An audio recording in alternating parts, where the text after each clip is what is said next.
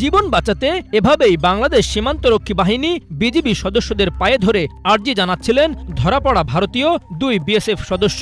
কয়েক মাস আগেও যে বিএসএফ এর সদস্যরা বাংলাদেশিদের গোনায় ধরত না, তারাই এখন সমীহ করা শুরু করেছে।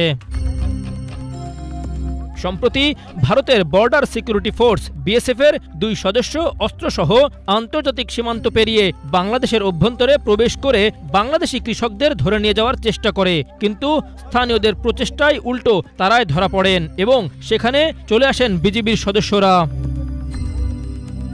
মঙ্গলবার কাতার ভিত্তিক সংবাদ মাধ্যম আল জাজিরার অনুসন্ধানী সাংবাদিক ও মানবাধিকার কর্মী জুলকারনাইন সায়ের খান তার ফেসবুক পেজে এই ঘটনার ফুটেজ প্রকাশ করেন। সেখানে বিস্তারিত লিখেছেন তিনি জানান, এই ঘটনা জানতে পেরেই দ্রুত তার সাথে ঘটনাস্থলের নিকটবর্তী ক্যাম্প থেকে বিজিবির সদস্যরা ছুটে আসেন।